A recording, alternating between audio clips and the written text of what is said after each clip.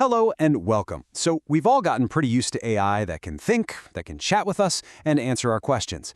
But today, we are diving into the next massive leap forward, AI that can actually do things.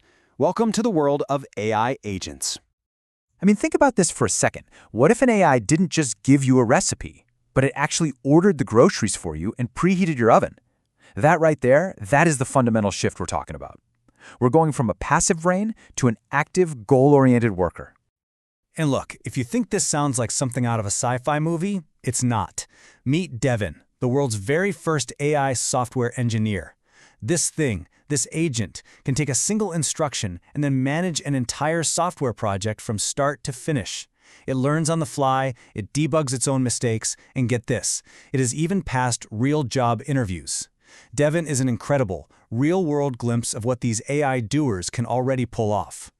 So to really wrap our heads around this, we're going to start with that core shift from brains to bots. Then we'll peek inside the toolbox that developers are using to build them. After that, we'll see how agents are revolutionizing AI search, how they can form powerful teams, and finally, what all this means for our very autonomous future.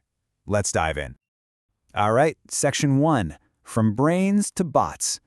So what really is the difference between an AI that just thinks and one that actually acts? Let's break it down with a simple analogy. For the last few years, we've known AI as a smart brain, right? You ask it a question, it spits out an answer. Simple enough. But an AI agent, that's more like a working robot. It doesn't just have a brain, it's got virtual arms and legs that let it observe its environment, make its own decisions, and actually take action to get a job done.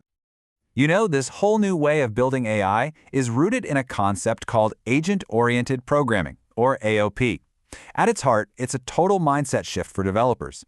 Instead of writing passive code that just waits for a command, you're designing active, autonomous agents that can sense what's going on around them and act on their own to achieve a goal.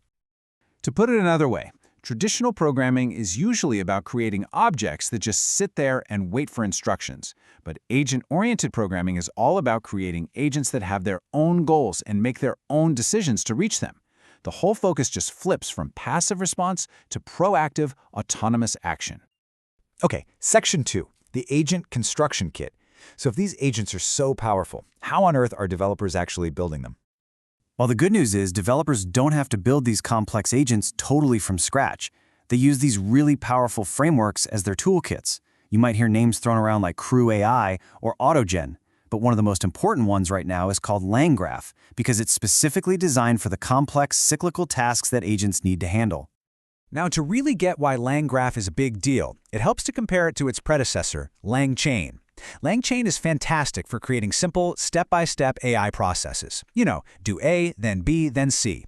But agents need more than that. They need to be able to make decisions, loop back if something goes wrong, and change course. Langgraph is built for that exact kind of complexity. It lets developers design agents that operate more like a flowchart, with decision points and cycles, which is absolutely essential for true autonomy. Okay, let's move on to a really practical application in Section 3, Next Generation AI Search. We're going to see how agents are solving one of the biggest headaches with AI today. So, a lot of basic AI search, a technique called RAG, has a really fundamental flaw. If it pulls up the wrong information to answer your question, it will often just try to answer anyway. And this is a huge reason why we get those infamous AI hallucinations, when the model just confidently makes stuff up. So, the first agent-based solution to this is called self-RAG. Now, with this, an agent basically acts as its own quality control manager. After it retrieves some information, it asks itself a series of questions. Hey, is this document actually relevant? Is the answer I'm about to give factually accurate? And does this even help the user? If the answer to any of those is no, it can stop, go back to the drawing board, and try again.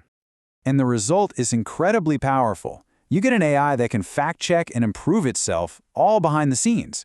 It's like having a little editor built right in, working to get the answer right before it ever gets to you. But then there's an even smarter approach called Corrective RAG, or CRAG. This is really cool.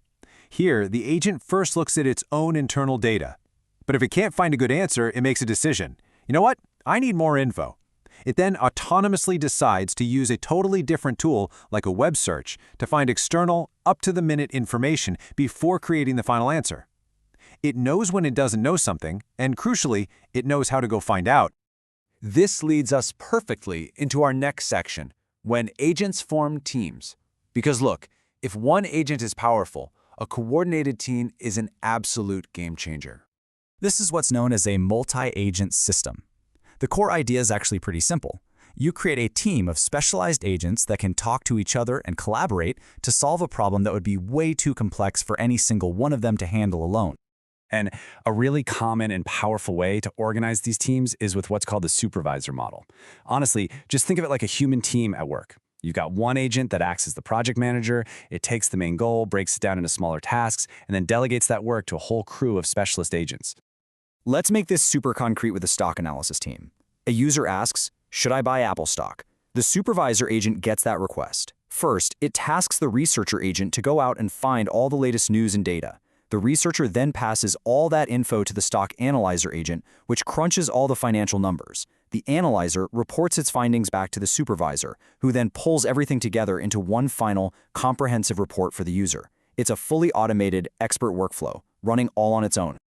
So, where does all this leave us? Let's bring it all together in our final section, the autonomous future. All right, if you remember anything from this explainer, here are the crucial points. First, AI is making that huge leap from a passive thinker to an active doer. Second, these agents are truly autonomous problem solvers that can use tools and fix their own mistakes. Third, by forming teams, they can tackle incredibly complex tasks. And maybe most importantly, this isn't some far-off future. The tools to build these systems are here right now. And all of this leaves us with one final, fascinating question to think about.